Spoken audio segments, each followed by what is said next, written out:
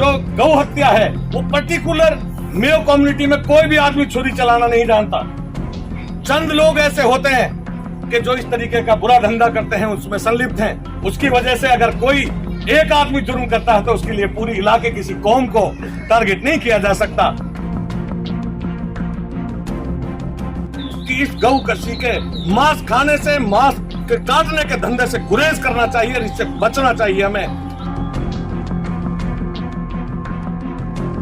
हमें ब्याह शादियों में भी कम से कम मीट, चाहे किसी भी जानवर का हो, उसको नहीं रखना चाहिए। क्योंकि जब हम और दिनों में भाईचारा करते हैं और ब्याह शादी के दिन आजकल हिंदू भाई हमारे साथ हमारी शादियों में शरीक नहीं होते, उसका कारण यही है कि वहां पर गाय, चाहे वो बकरे का हो चाहे मुर्गे का हो, उसको भी बंद करो। जो शाकाहार का भोजन है उसको करिए।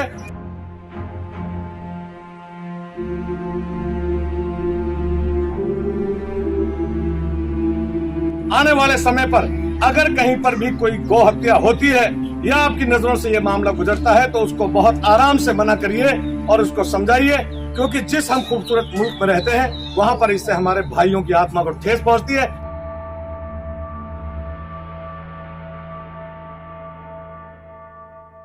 एक शायर ने कहा कि वतन की फिक्र करना ना, मुसीबत आने वाली है, तेरी बर्बादियों के मशवरे हैं आसमानों में। इसलिए अपने वतन अजीज से बहुत ज्यादा आदमी को मोहब्बत करनी चाहिए, क्योंकि ईमान का हिस्सा भी है जो आदमी अपने मुल्क से मोहब्बत करता है।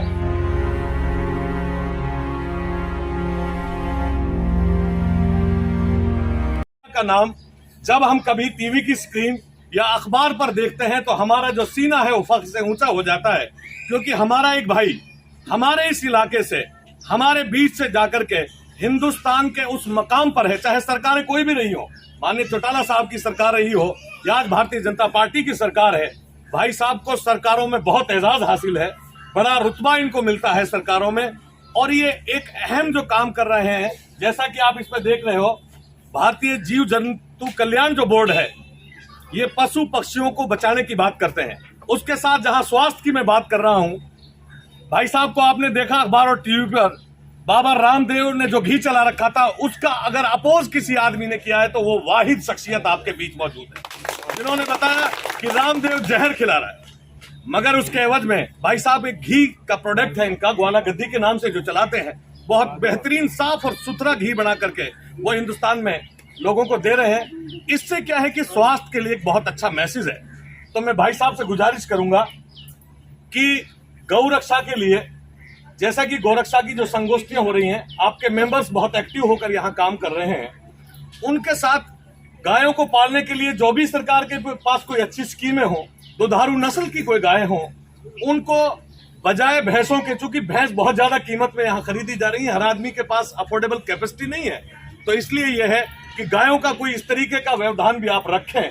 और आगे चूंकि आप बोर्ड में आपका बहुत अहम रुतबा है, आप इस तरीके के मशवरा वहां फराहम करें जिससे कम से कम गाय हर आदमी के घर में रहे। जब आदमी किसी चीज के महत्व को समझता है, अगर गाय मेरे पास रहेगी मैं उससे लाभ उठाऊंगा, अगर उसके महत्व को मैं समझूंगा तो जरूर मुझे पता है कि अगर किसी के घर में कोई पालतू कुत्ता भी हो, अगर उसको कोई लाठी भी मारता है तो दर्द होता है कि मेरे कुत्ते को लाठी क्यों मार दी। गाय तो एक ऐसा जीव है जिसका आप लोग दूध पिएंगे, कुत्ता का तो गोश्त खाना भी आराम है, कुत्ता से कोई चीज फायदे नहीं उठाई जा सकती। मगर दुर्भाग्य है हमारा, मुझे कहते हुए बड़ा दर्द हो रहा है कि इस मुल्क के अंदर, चूंकि ये वतन अजीज बहुत खूबसूरत है, यहाँ हम सब लोग मिलकर रहते हैं। भाईजान आपको एक बहुत अहम चीज बता दूं, आज आपके आने पर यहाँ पर जो हम सब लोग बैठे हैं, मुख्तलिफ पार्टियों से हमारा सबका अलग अलग ताल्लुक है, हम अलग अलग पार्टियों से ताल्लुक रखते हैं, मगर अपने भाई के लिए जैसा ही पता चला एक छोटे से मैसेज पर कि मोहन सिंह अहलुवालिया जी हमारे बीच आ रहे हैं, तो सारे साथी, ये पूरे इलाके की जिम्मेदार हस्तियां आपके पास यहाँ तशरीफ फरमा है, सब लोग आपसे मिलने आए और यही था कि आज भाई साहब का हालचाल पूछ लेंगे, हमारा हालचाल जान जाएंगे।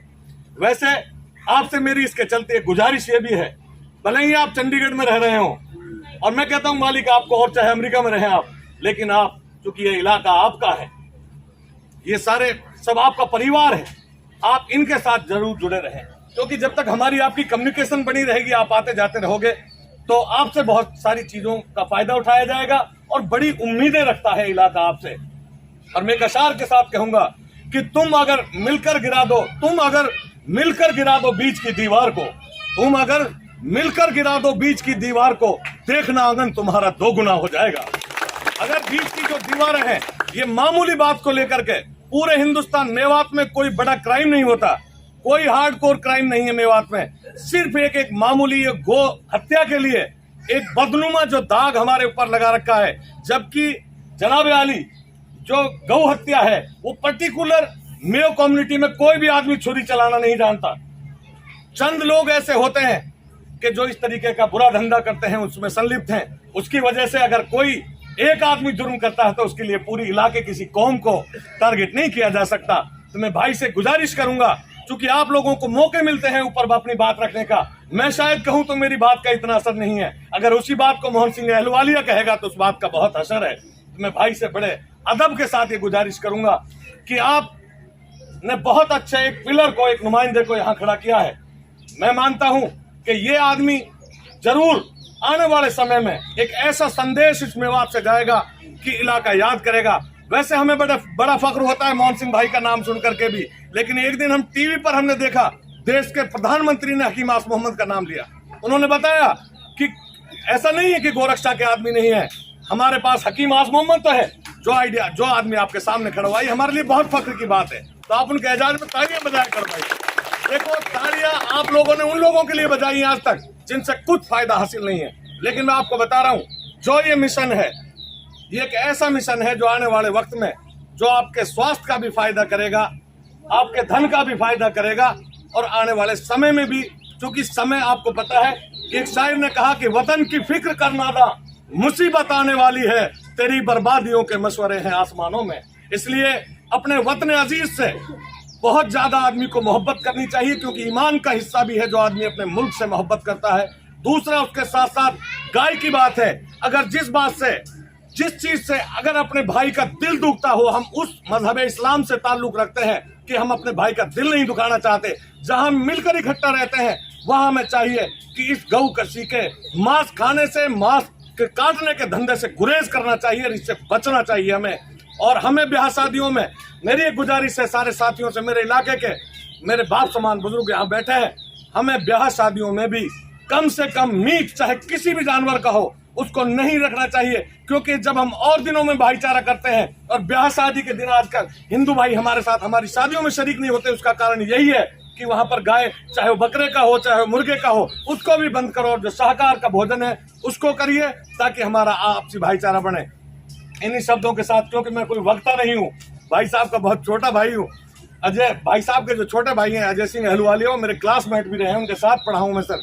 तो इन्हीं शब्दों के साथ मैं आपसे उम्मीद करता हूं कि इंशाअल्लाह आप हमारी कही हुई इन चंद बातों पर ध्यान करेंगे और गौर करेंगे। आने वाले समय पर अगर कहीं पर भी कोई गौ हत्या होती है या आपकी नजरों से ये मामला गुजरता है, तो उसको बहुत आराम से मना करिए और उसको समझाइए, क्योंकि जिस हम खूबसूरत मुल्क में रहते हैं वहां पर इससे हमारे भाइयों की आत्मा को ठेस पहुंचती है। हमें ये किसी भी सूरत में नहीं करना चाहिए और बिल्कुल इससे गुरेज करो, आप जितना हो सके इससे बचना चाहिए। शुक्रिया, खुदा हाफिज़।